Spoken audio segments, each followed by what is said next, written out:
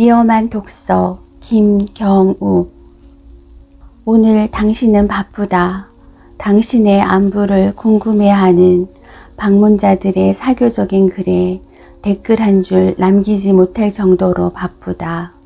어제도 당신은 바빴다. 한물간 배경음악을 바꿀 엄두를 내지 못할 만치 바빴다. 무엇 때문인지 그제도 당신은 바빴다. 당신의 근황을 짐작케 하는 사진 한 장 새로 올리지 못할 만큼 바빴다. 근거를 짐작할 수 없는 당신의 분주함은 사흘 전부터 시작되었다. 천둥과 번개까지 동반한 퍼붓듯이 쏟아지는 비였다. 장마가 시작된 것이다. 당신은 지금 어디서 무엇을 하고 있는가? 새로운 일자리를 구한 것인가? 당신 정말 바쁘기는 한 것인지 당신의 미심쩍은 근황에 대한 공상에 잠겨있는 사이 창문 틈으로 들이닥친 비의 급습으로 책상 위에 쌓여있던 책들이 젖고 말았다. 책의 상태를 점검하기 위해 갈피를 조심스레 넘기다 붉은 얼룩을 발견했다. 사인펜이 비에 번진 것이었다. 나는 책에 밑줄을 긋지 않을 뿐더러 당신에게 빌려주기 전까지만 해도 없었으니 당신이 만들어 놓은 것이 분명했다. 당신을 탓하려는 건 아니다. 애당초 책을 빌려주겠다고 제안한 것도 밑줄을 그어도 좋다고 한 것도 이쪽이었으니 당신이 빌려갔던 것은 니체의 책이었다. 그것은 당신이 나에게서 빌려간 마지막 책이었다. 영원히 계속될 것처럼 퍼붓던 장마비도 이틀 낮과 밤을 넘기지 못하고 수그러들었지만 당신의 분주한 일상은 좀채 느슨해지는 법이 없다. 당신의 분주함 때문에 뼈아픈 나는 당신의 분주함 때문에 안도하기도 한다. 분주한 당신의 일상이 혹 당신을 나에게 돌려보내줄지도 모르니 말이다. 당신이 나에게 돌아오기만 한다면 나는 그간 당신의 무심과 격조를 군말 없이 이해할 것이다. 그것은 나의 직업이기도 하니까.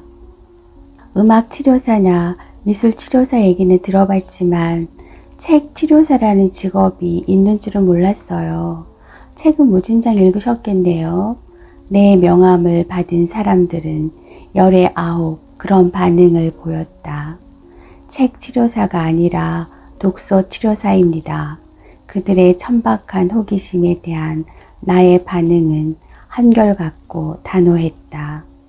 독서 치료사, 나는 책으로서 마음의 병을 어루만지고 치유하는 사람이다. 의사가 환자를 진단하고 처방하듯 나는 피상담자의 심리 상태를 체크하고 도움이 될 만한 책을 읽게 한다. 모든 약효의 80%는 플라시보 효과다. 플라시보 효과로 치자면 책만한 물건도 없을 것이다. 부작용도 거의 없다. 중도 환영할 만한 일이다. 정말 책으로 치료가 가능한가요? 당신이 물었다. 그것은 당신이 내게 던진 첫마디였다. 순진한 질문이었다. 고대 그리스 테베의 도서관 입구에는 영혼을 치유하는 곳이란 글귀가 새겨져 있었죠. 나는 불어 확신에 찬 어조로 대답했다. 당신은 온순한 학생처럼 고개를 주워거렸다.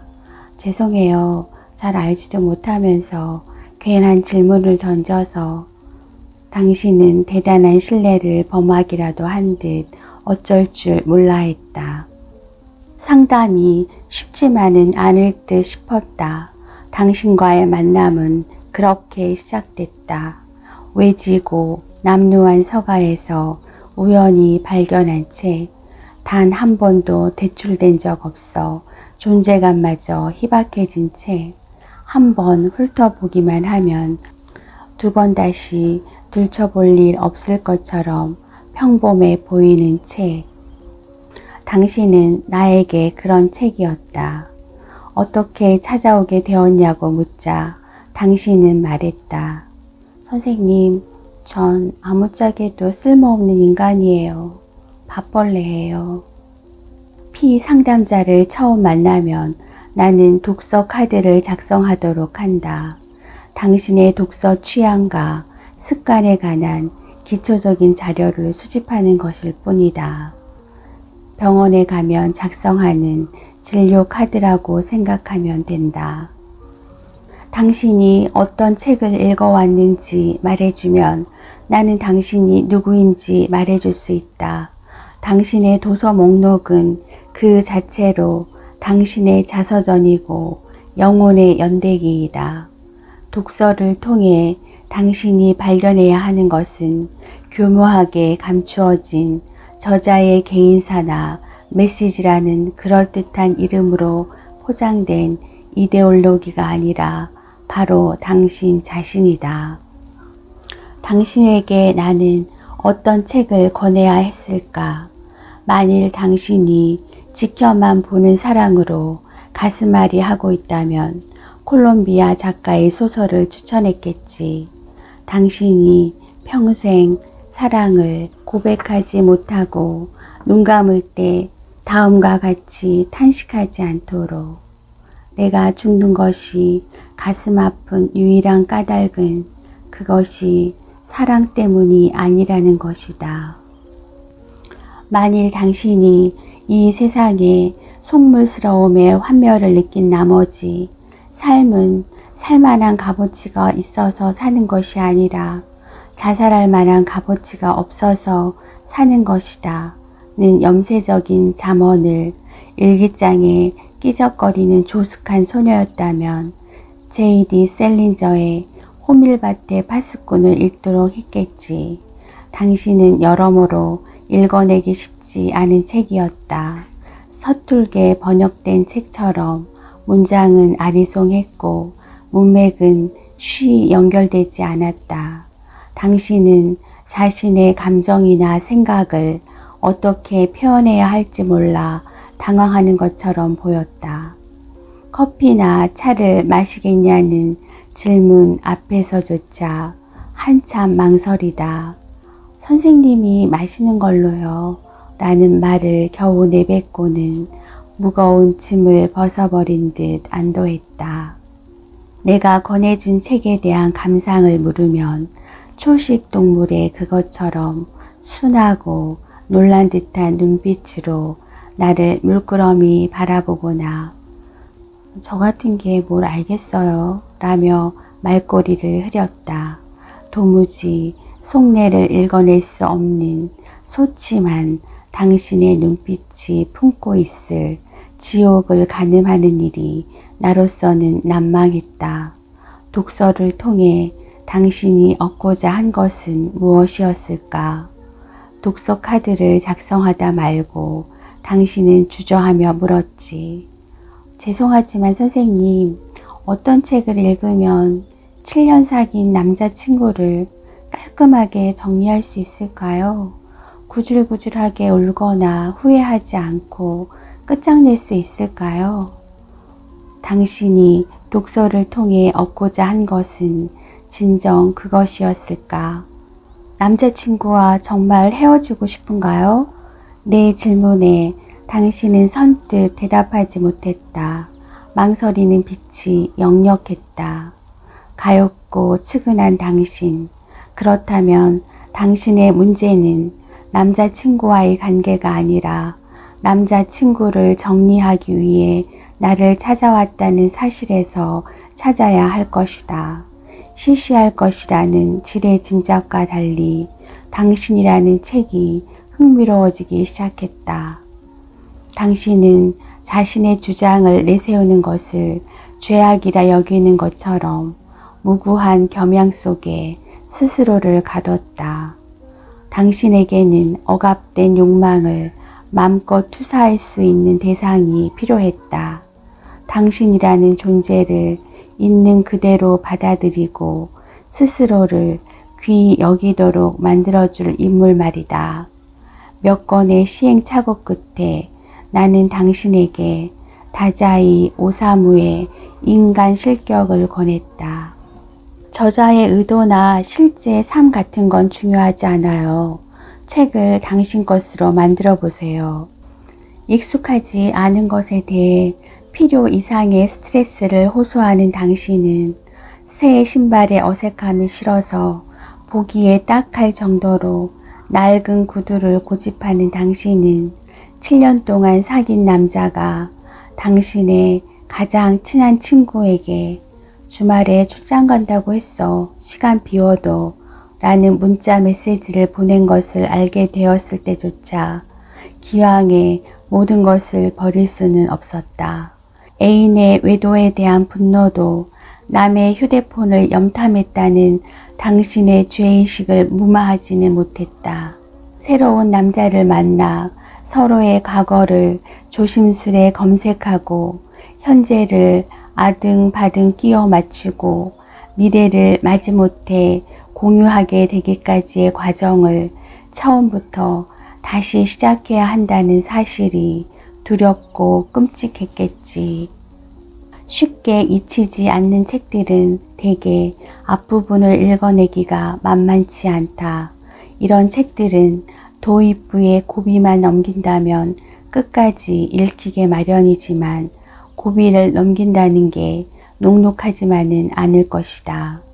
당신은 나에게 어떤 책이었을까? 당신이라는 책은 알베르 까뮈의 이방인처럼 첫 문장부터 독자를 긴장하게 하는 타입은 아니었다. 별다른 기대도 이렇다 할 사전 정보도 없이 무심코 읽기 시작한 책일 뿐이었다.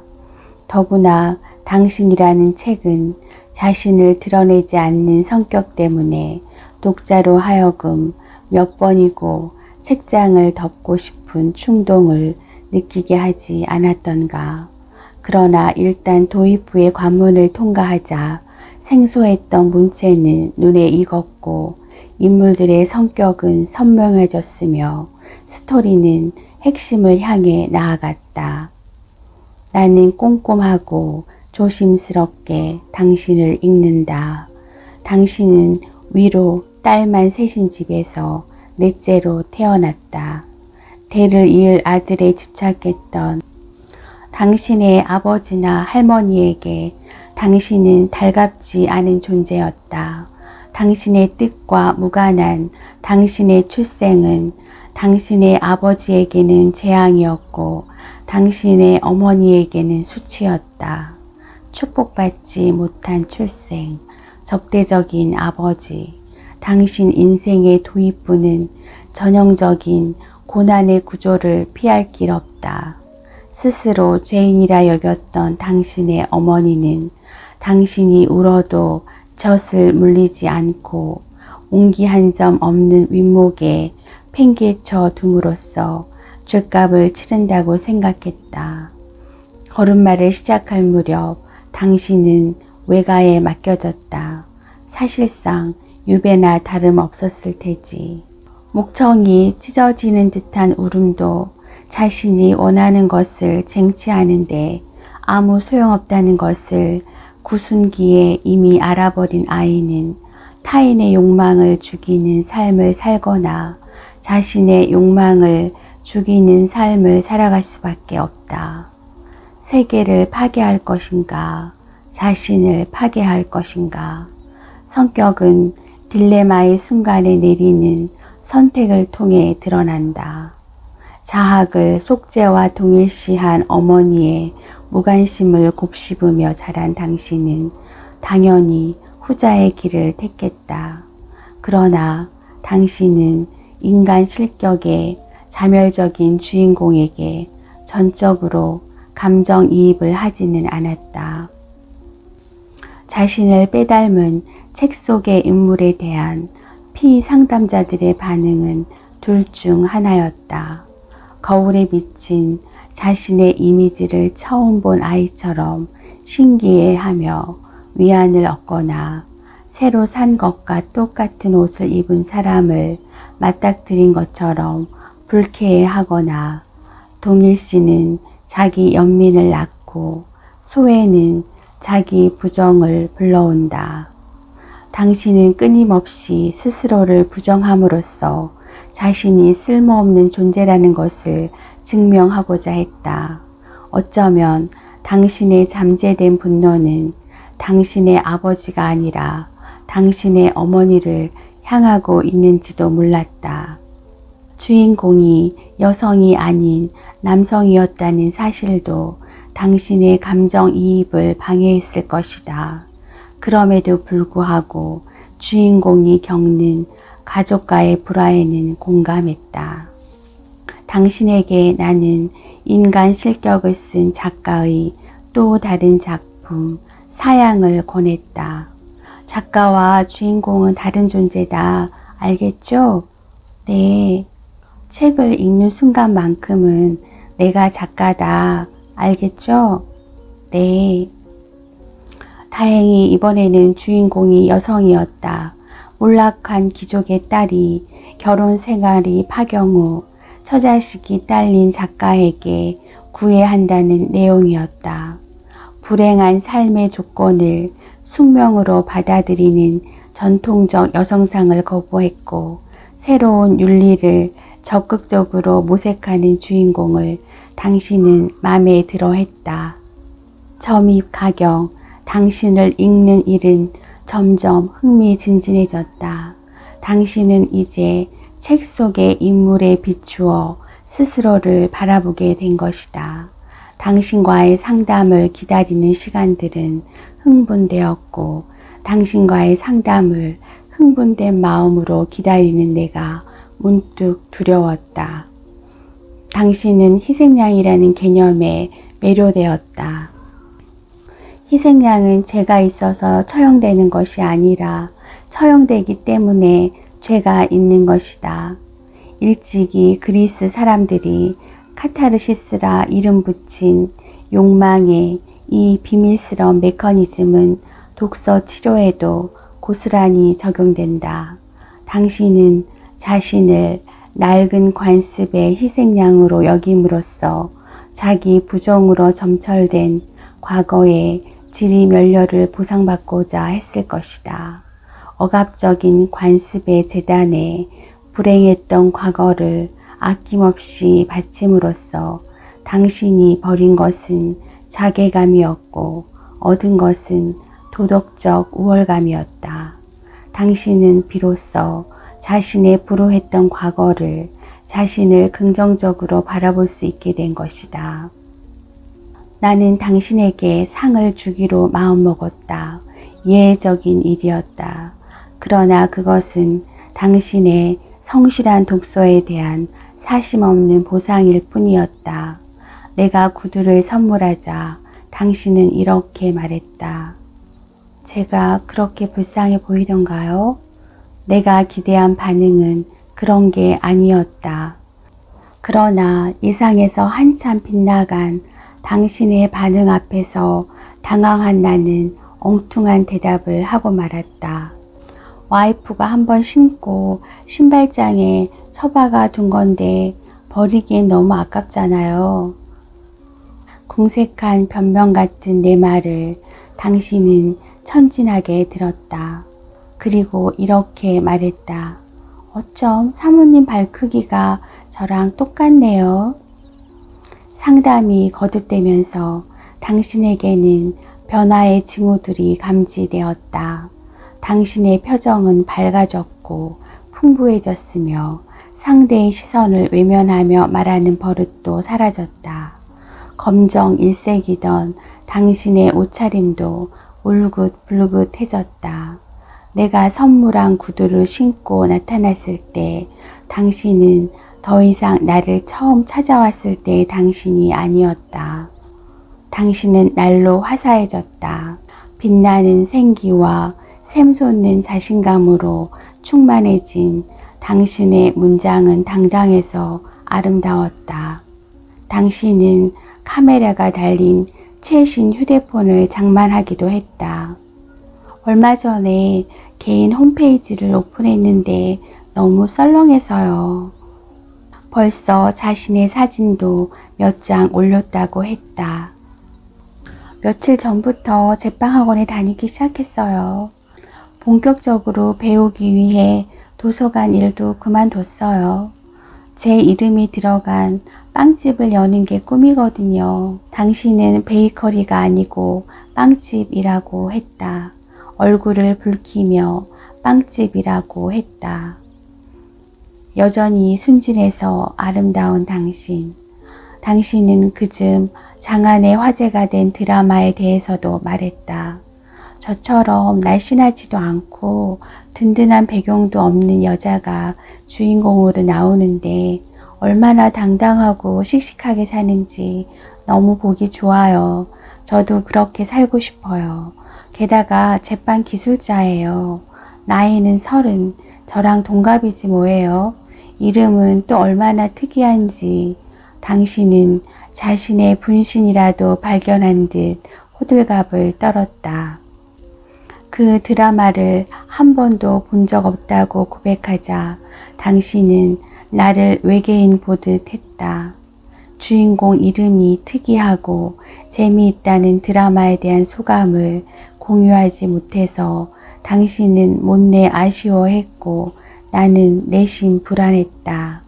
당신이 이제 그만 오겠다고 했을 때 불안감의 근거는 명확해졌다. 당신을 그대로 보낼 수는 없었다. 괜찮다면 가볍게 맥주나 한잔 할까요? 남자친구를 사랑하나요? 편해요. 오래된 신발처럼. 독서 치료사로서 나의 독서는 감상이 아니라 분석이어야 마땅했으나 나는 언제부턴가 당신의 사생활에 대해 궁금한 것이 너무 많아져 버렸다. 어떻게 벌써 시간이 이렇게 돼버렸네. 당신은 손목 시계를 보더니 화들짝 놀랐다. 드라마 시작할 시간이 다 되었다는 것이었다. 나는 다급하게 쥐어짜듯 말했다. 제 방송 보면 안 될까요? 요즘은 인터넷으로도 다시 볼 수 있다던데. 다음 날 아침 두통과 갈증으로 깨어났을 때 당신은 곁에 없었다. 침실과 화장실 어디에도 당신의 흔적은 없었다. 침대 및 서랍장 위에 놓인 쪽지가 없었더라면 간밤에 당신과 함께 있었다는 사실을 의심했을지도 모른다. 곤히 주무셔서 못 깨웠어요. 이젠 남자친구와 헤어질 수 있을 것 같아요. 그동안 여러 가지로 고마웠습니다. 네네, 건강하세요. 참 양말에 구멍이 났어요. 요 앞 편의점에서 사왔으니 신고 가세요. 그날 이후 나는 당신을 볼 수 없었다. 묵은 숙제를 해치우고 놀러 나간 아이처럼 당신은 꽁무니도 내비치지 않았다. 한 번쯤 다시 만나야겠다는 생각은 굴뚝 같았지만 연락할 길이 없었다. 당신의 휴대폰 번호는 어느새 결번이 되어 있었다. 카메라 폰을 장만하면서 번호까지 바꾼 모양이었다. 독서 카드에는 애당초 주소나 연락처를 기재하는 난이 없었다. 피상담자의 신상 정보를 캐묻지 않는 독서 카드는 당신을 찾는데 아무짝에도 쓸모없었다. 당신이 나를 찾아오거나 연락하지 않는 이상 다시 만나는 것은 어려워 보였다. 홈페이지를 오픈했다는 당신의 말이 단서가 됐다. 당신의 이름을 가진 30살 여성의 홈페이지는 2개밖에 없었다. 당신은 열심히 빵을 굽고 있었다. 바게트나 베이글처럼 귀에 익은 것들로부터 로제타나 사바랭처럼 듣도 보도 못한 것들까지 직접 찍었거나 누군가 찍어주었을 사진 속에서 당신은 자신감에 넘쳤고 행복해 보였다. 일상에서 느끼는 감상을 거리낌 없이 적어 올리기도 했다. 예전에 당신이라면 상상도 못할 일이었다. 당신이 즐겨본 드라마는 당신의 삶을 많이 바꿔놓은 듯 했다. 당신을 상담할 때보다 나는 당신에 대해 더 많은 것을 알게 된 기분이다. 전화하지 않아도 만나지 않아도 당신이 그날 무슨 빵을 구웠고 기분은 어땠는지, 어떤 사람들을 만났고 어디에 갔었는지 모두 알 수 있었다. 당신이 사진만 열심히 올린다면 옷차림과 표정까지 알 수 있다.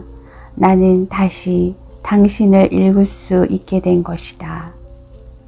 그리하여 당신의 근황이 늘 궁금한 요즘의 나에게는 두려운 문장이 하나 생겼다. 다음과 같은 문장이다. 최근 2주간 새 게시물이 없습니다.